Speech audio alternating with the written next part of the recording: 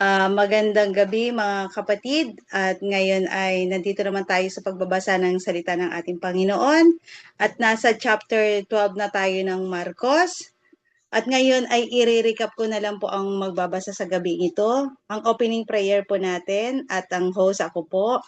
Ako rin po magbabasa ng verse 1 to 10, 15 to 35, Sister Virgie, 36 to 44, Sister Flora, at siya na rin po ang magko-closing prayer. At ngayon darako na tayo sa ating pangunahing panganalangin. Hallelujah, glory to God, glory to worship your name. Muli, Panginoon, pinupuri ka namin, sinasamba ka namin sa Espiritu at katotohanan. Ang manahing banal sa gabing ito, Panginoon, kami po'y nagpupurit, nagpapasalamat sa inyong dakil at makapangyarihan mong pangalan, O God. Lord, marami pong salamat sa kalakasan, marami pong salamat sa biyaya na pinagkakalob mo sa bawat isa sa amin. Marami pong salamat dahil nandyan ka parati na patuloy na gumagabay at nag-iingat sa bawat isa sa amin. Manahing banal, marami pong salamat, O Lord God, for everything you done in our lives, Panginoon, O God. Manahing banal, patuloy kang kumilos, O God, at maghari sa bawat isa sa amin, O God.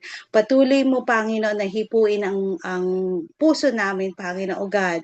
Hallelujah, Lord Jesus Christ. Lord, O God, bigyan mo po kami, O God, ng wisdom, knowledge, and understanding, O God, upang maintindihan namin, Panginoon, O God, ang naisin mo sa bawat isa sa amin at maintindihan po namin ang iyong salita. Ang banal na Espiritu ang sumasa amin, Panginoon God. Lord, hallelujah, marami pong salamat sa gabing ito, O God. Lord, dinudulog ko rin po sa iyo at ipinapanalangin ang mga kasamahan namin na wala sa gabing ito, O God. Lord, ikaw po, God, ang pumatnubay at mag-ingat sa bawat isa sa kanila, Panginoon God. Alam po namin na may mga kadahilanan kung bakit wala sila sa gabing ito. Alam po namin na nasa iba silang mga gawain, Panginoon God. Lord, patuloy mo po silang gabayan at ingatan, O God. Even our pastor, O God, patuloy kang kumilos, O God, at maghari sa kanya, Panginoon God. Ang patuloy na kagalingan sa aming pastor, O God, na si Pastor Alan, Panginoon God. Lord, we all do know, O Lord God, that you are a great precision and we all know, Panginoon, O God, ay gagaling siya sa, O God, sa inyong dakila at makapangyarihan mong pangalan, O God. Lord, ang manayang banal sa gabing ito, O God, patuloy mong ingatan, O God, at hipuin ang bawat puso ng mga nakikinig at nakikibasa sa gabing ito, Panginoon God. Ikaw po, O God, ang maghari sa bawat isa sa kanila, Panginoon God. Muli, Panginoon God, ang iyong salita, O God, ang siyang gumabay at mag-iingat sa bawat isa sa aming Panginoon God. Through your words, O Lord God, through your words, Panginoon O God, kami kakausapin mo, Panginoon O God. Ang yung banal na Espiritu, O God, ang sumasa amin, Panginoon O God. Lord, sa iyo po namin binabalik, O God, ang lahat ng papuri pagsamba, O God, sa inyong dakila at makapangyarihan mong pangalan. In Jesus' name we pray. Amen. Marcos 12, chapter 12, verse 1. Ang talinghaga tungkol sa mga masasamang katiwala. At tinuruan ni Jesus ang mga tao sa pamamagitan ng mga talinghaga. Sinabi niya, may isang taong nagtanim ng ubas sa kanyang bukid. Pinabakuran niya ang ubasan. Nagpagawa ng pisaan ng ubas at nagpatayo ng isang mataas na bantayan. Pagkatapos, pinaupahan niya ang ubasan sa mga katiwala at siya'y nagpunta sa ibang lupain. Nang dumating ang panahon ng pitasan ng ubas, pinapunta niya ang isang aliping upang kunin sa mga katiwala ang kanyang kaparte. Ngunit sinunggaban ng mga katiwala ang utusan. Binugbog at saka pinauwing walang dala. Muling nagsugo ang may-ari ng isa pang aliping, ngunit ito ay hinampas sa ulo at nilait-lait ng mga katiwala. Nagsugo na naman ang may-ari ng isa pang alipin, ngunit pinatay naman nila ito. Gayoon din ang ginawa nila sa marami pang iba, may binugbog at may pinatay. Hindi nagtagal, iisa na lang ang natitirang maaaring papuntahin ng may-ari, ang kanyang minamahal na anak. Kaya't pinapunta niya ito sa pag-aakalang igagalang nila ang aking anak. Ngunit nag-usap-usap ang mga katiwala. Ang taon iyan ang tagapagmana. Halika kayo, patayin natin siya upang ganap ng mapasa atin ang kanyang mamanahin. Kaya sinunggaban nila at pinatay ito. At pagkatapos ay itinapon ang kanyang bangkay sa labas ng ubasan. Ano kaya ang gagawin ng may-ari ng ubasan? Pupuntahan niya at papatayin ang mga katiwalang iyon at ang ubasan ay ipamamahala niya sa iba. 10. Hindi ba't nabasa ninyo ang sinasabi sa kautusan? Ang batong itinakwil ng mga tagapagtayo ng bahay, ang siyang naging batong panulakan. Amen.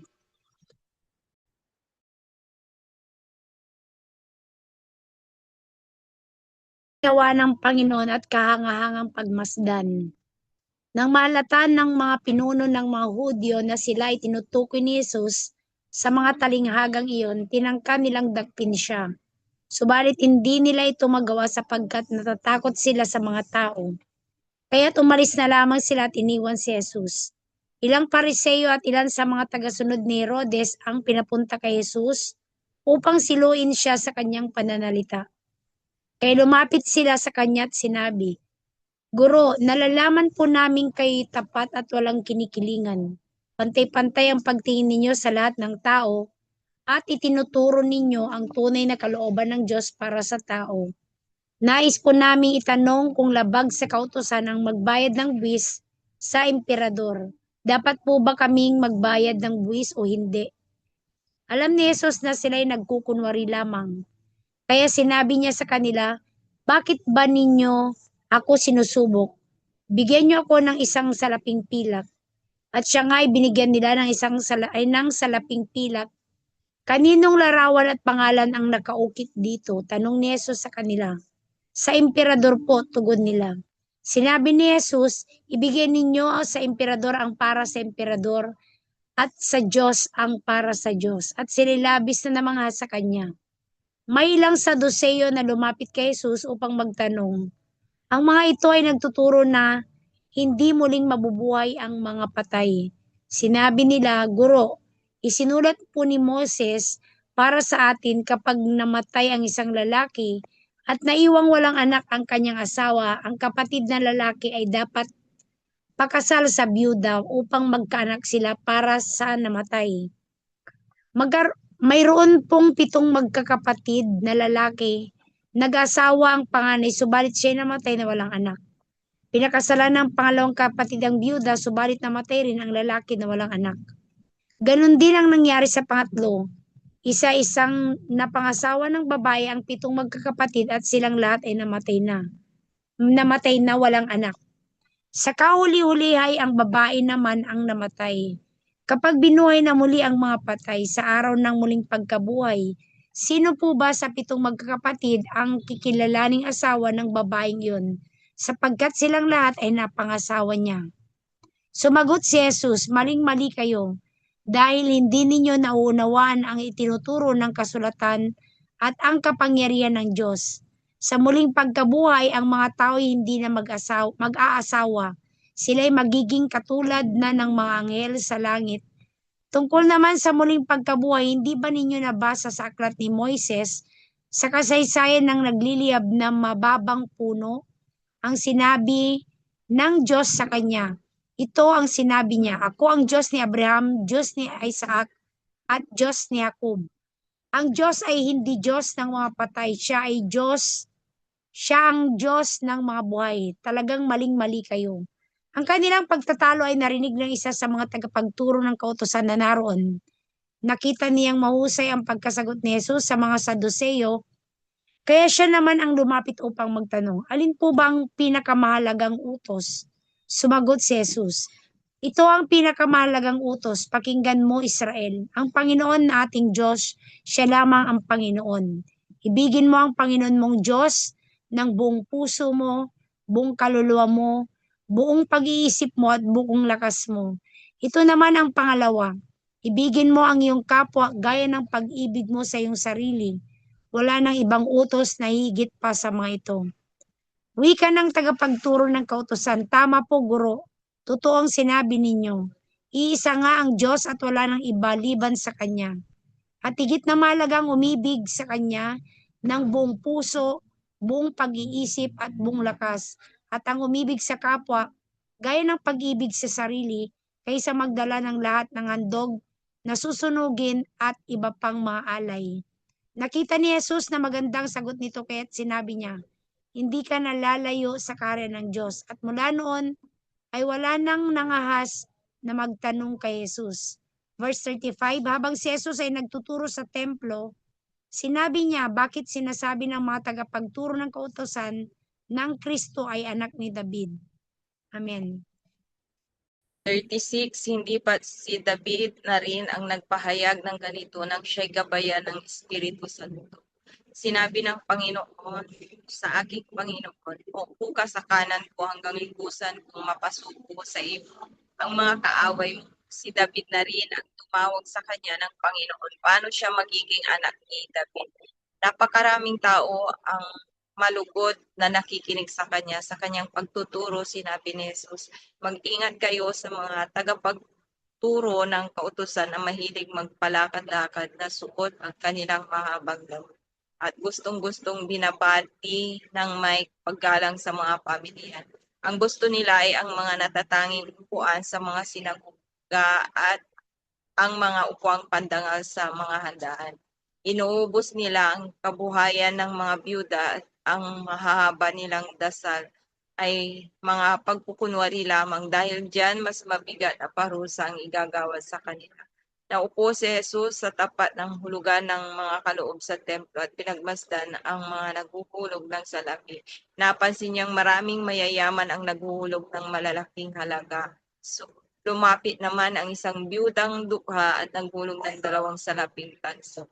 Tinawag ni Jesus ang kanyang mga alagad at sinabi sa kanila, sinasabi ko sa inyo, ang inihandog ng biyudang iyon ay higit na marami kaysa sa inihulog nilang lahat, sapagkat ang lahat ay nagkaloob ng bahagi lamang ng kanilang kayamanan, ngunit ang ibinigay ng babaeng iyon, bagamat siya'y dukha, ay ang buo niyang ikinabubuhay. Amen.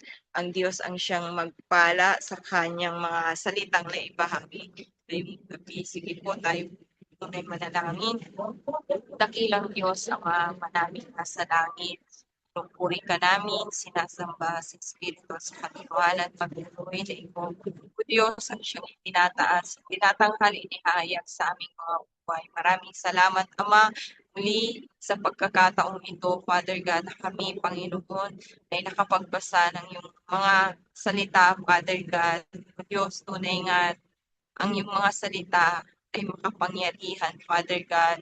O Diyos, patuloy na kinikilala, Panginoon, na ikay banal, tapat at totoo sa aming mga buhay.